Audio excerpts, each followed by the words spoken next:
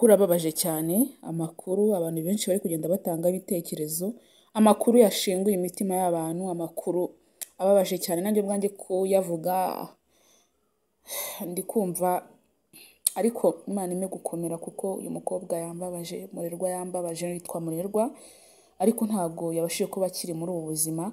Hari igihe turi tuvuga ngo urupfu narwo ruragapfa, nuko tutarubona ngo narwo turubwire ngo nawe uragapfa, ariko ntabwo warenga ku isaha yawe cyangwa igihe cyawe ngo ube ukiri muzima. Imana iba yarakwandikiye igihe, Imana ikwandikira igihe uzi uzamara ku isi n'igihe uzapfira. Ibyo ni ibintu twese tuzi kuko twese niyo nzira tuzapfa, ntabwo tuzaguma ku isi.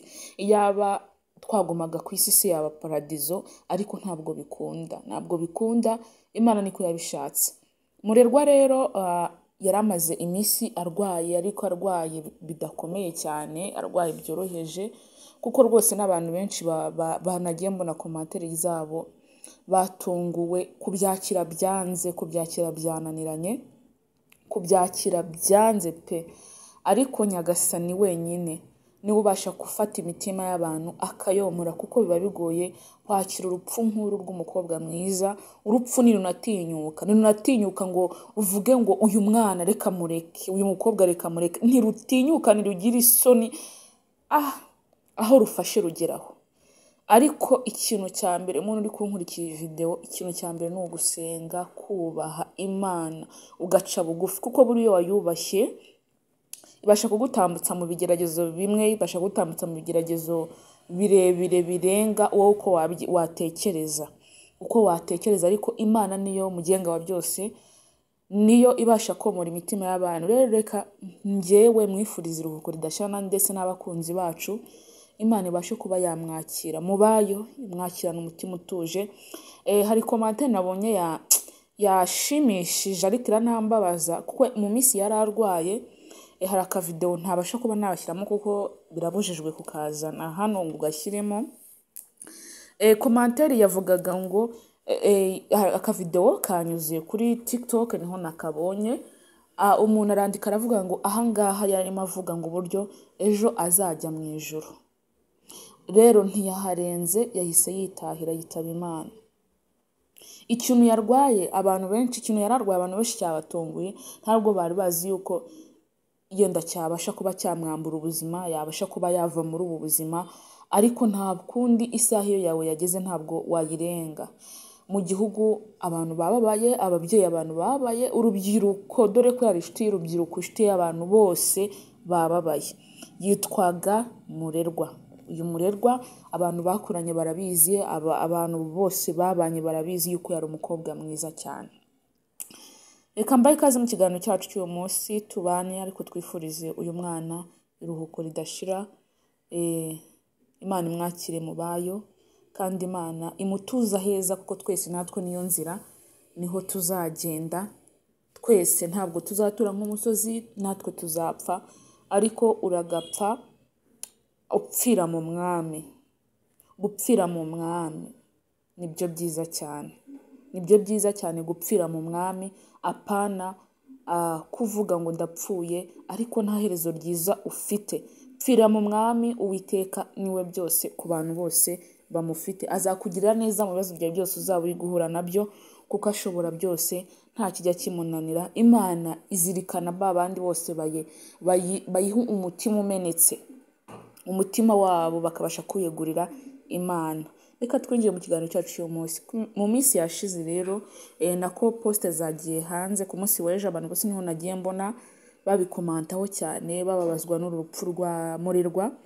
Yararwaye umutwe niwe yararwaye. Ariko umutwe, hari igihe abantu batarwara umutwe ntabwo babasha kuba babyumva, ariko nkanjye umutwe urambasha, umutwe urakurya, ukakurya, ukanywa bya binini babiza mu mazi ariko bikanga, ukajya kwa muganga bakagutera serumu bikanga. Rero ikintu yazize ni umutwe. Buriya nawe ni mubi cyane, kuko umutwe urabizi yuko ari we mutwe, igihimba tutagifite ntabwo twabaho. Nibwo buhumekero bwacu, niho dushyiramo ibyo turya, niho dushyiramo ibitunga umubiri. rero iyo umutwe utabasha gukora neza ntabwo nawe uba uriho, ntabwo uba umeze neza cyane. Rero yazize umutwe murerwa, ni umutwe yazize, umutwe yari arwaye, kuko buriya umutwe hari indwara abantu benshi bize biology barayizi, hari indwara y'umutwe ikwica, kuko umutwe haba harimo udutsi tujyana amaraso mu bwonko. Iyo utwo dutsi tubashije kuba twacika,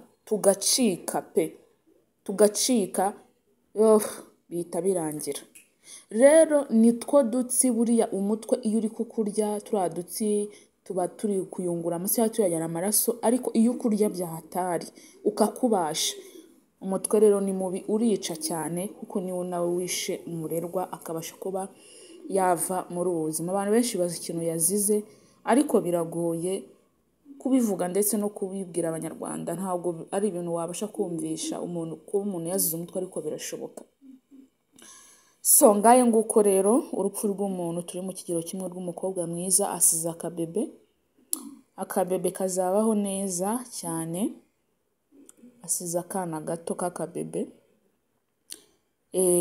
ariko Nyagasani niwe ubasha komora imitima y'abantu.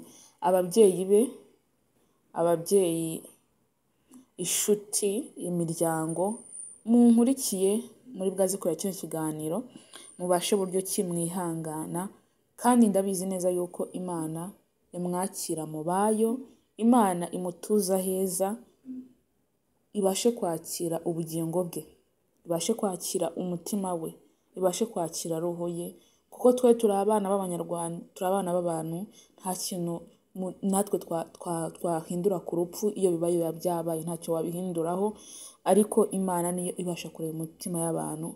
Imana yakire Muhoza, imutuza heza, imwakire mu busitani bwe, abashe kuruhukira aheza. Natwe niyo nzira tuzamusangayo, ariko tuzamusangayo twese twiyejeje.